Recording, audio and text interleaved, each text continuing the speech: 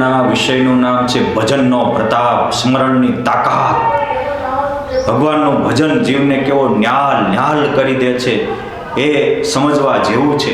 નિષ્કુળાનંદ સ્વામી હરિબળ ગીતામાં કહે છે, સ્વામી કહે, નારાયણ નામનો મોટો મહિમાયા જે કયો છે તે સર્વે સદગ્રંથ માયા જે જીવહિત અર્થે એથી બીજું મોટું નથી કાયા જે માટે સમજો સમજે સમરે સદાયા જે સમજી સમજો સામરે નિષદિન નારાયણ નામ પળે પળે સંભારતા એક ક્ષણ ન પામે વિરામ, એક ક્ષણ પણ વિરામ પામે નહીં. અને આવો જે નારાયણનું નામ જપે એના કામ રામ શ્યામ અને ઘનશ્યામ કરવા તૈયાર છે. એમાં પણ ભગવાન સ્વામિનારાયણ તો દયાનો દરિયો, કરુણાનો સાગર છે. પોતાનું સ્મરણ કરતા હોય એની પાછળ પુરુષોત્તમ નારાયણ ફરે. વડોદરાના એ શ્યામબાઈ હતા, ભક્ત ચિંતામણીના પરચા વિભાગમાં પણ એનું નામ લખાણું છે. ચરિત્ર ગ્રંથોમાં હરિચરિત્ર ચિંતામણી વગેરેમાં પણ એના પ્રસંગો લખાણા છે. એક ગરીબ શ્યામબાઈ હતા, ક્ષત્રિય કુળમાં, પરંતુ રાત દિવસ સ્વામિનારાયણ સ્વામિનારાયણ સ્વામિનારાયણ અખંડ ભજન કરતા હતા. એમાં સમાધિ થવા માંડી. એક દિવસ વિચાર આવ્યો કે હું અખંડ ભજન કરીશ તો મારા જમવાનું શું થશે? આ પેટનો ખાડો ટાણે ખાવા માંગે.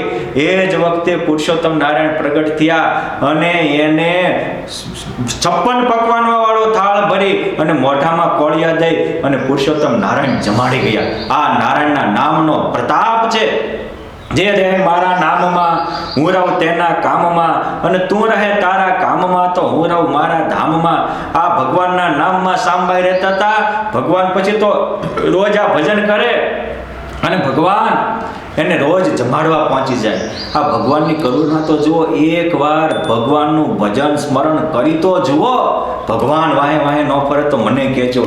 આ રાજકોટ પાસે કાળસરી ગામ હતું. ત્યાંના માનબાઈ અને એમના ભાઈ કાયાભાઈ, આ બંને ભાઈઓ કૃષ્ણચરણ સ્વામી આવ્યા અને કહે છે કે સંતો, અમારા પૂર્વજો, અમારા સ્નેહીઓ, લોધિકાના અભેસી બાપુ, મેંગણીના માનભા બાપુ વગેરે દરબારો તો સત્સંગ કરી ભવપાર ઉતરી ગયા. એક દિવસના એ લોધિકાના લૂંટારા અભેસી યોગ સમ્રાટ ગોપાલાનંદ સ્વામીના યોગમાં આવતા. એ ધ્યાની અભેસી થયા. 6 કલાક ધ્યાન કરતા, રોજ પૂજામાં પ્રગટ થતા હતા અને પુરુષોત્તમ નારાયણ પ્રગટ થઈ એના મનોરથ પૂરા કરતા હતા. અને અમે તો હજી બીડીનું ઠૂઠું મૂકી શકતા નથી, નાનું એવું વ્યસન પણ છોડી શકતા નથી. શું કરીએ? સ્વામી કે સાંભળો, ભગવાનના ભજનનો પ્રતાપ છે. હનુમાનજીએ અખંડ રામ નામ રટણ કર્યું તો રામ જેવા શક્તિમાન થઈ ગયા. એમ તમે સ્વામિનારાયણ સ્વામિનારાયણ સ્વામિનારાયણ જપો, પુરુષોત્તમ નારાયણ તમારી હાજર થઈ જશે. બીજી કાંઈ ખબર નહોતી પડતી, પણ સંતના વચને ઈ કાયાભાઈએ, માનભાઈએ કાળસરીના એવું ભજન કર્યું. તે 2.5 વર્ષમાં તો 3.5 કરોડ મંત્રના જાપ કર્યા. અને પછી તો પુરુષોત્તમ નારાયણ એના જાપના પ્રતાપે અંતર શુદ્ધ થયું.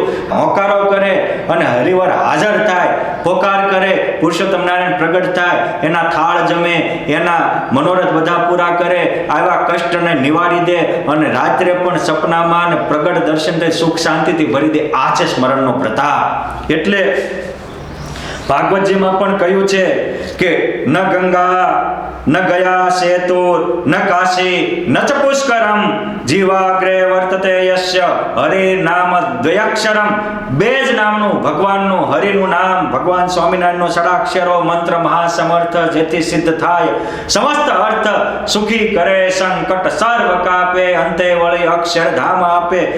એ ભગવાનના સ્મરણમાં રહ્યો. ગંગા નાયો, ગોદાવરી નાયો, પુષ્કર ગયો, કાશી ગયો, કેદારનાથ ગયો, બદ્રીનાથ ગયો, ડાકોરનાથ, દ્વારકા, વડતાલ, ગઢપુર બધા ધામની યાત્રા જે હરિસ્મરણમાં લાગી ગયો એને કરી લીધી.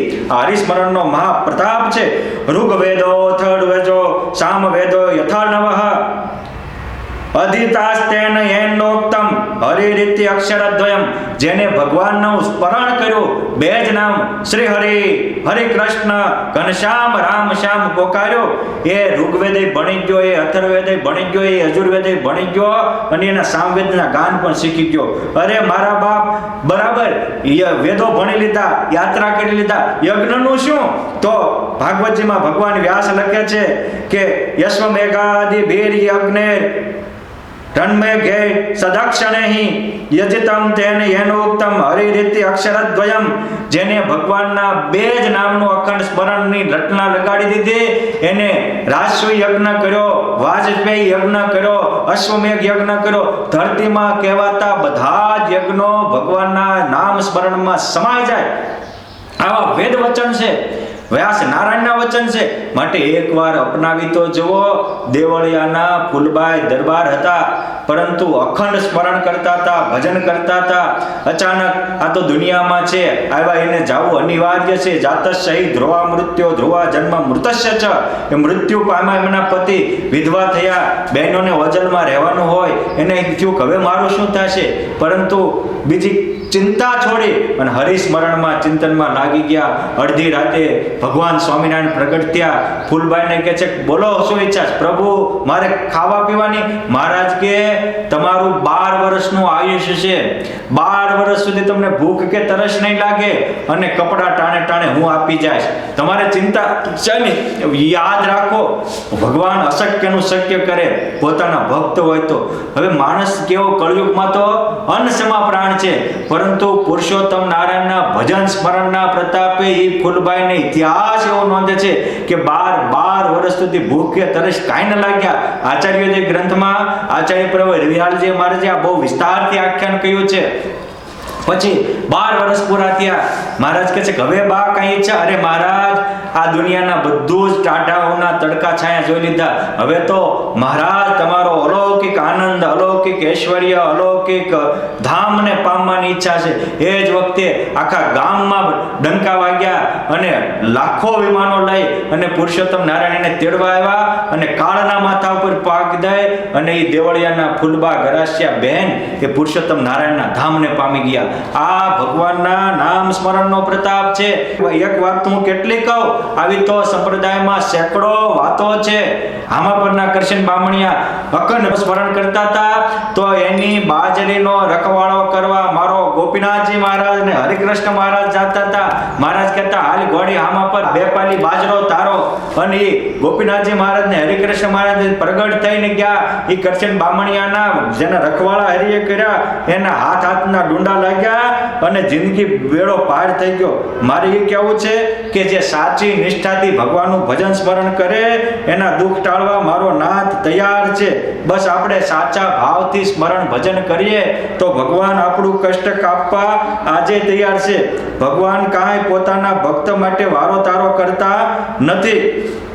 એટલે નિષ્કુળાનંદ સ્વામી લખે છે કે નામ પ્રભુના આનંદ અપાર, સૌ ભાવે ભજે નર નાર, પણ સ્વામી નારાયણ કહેતા નથી વાર, ભવ પાર લેતા.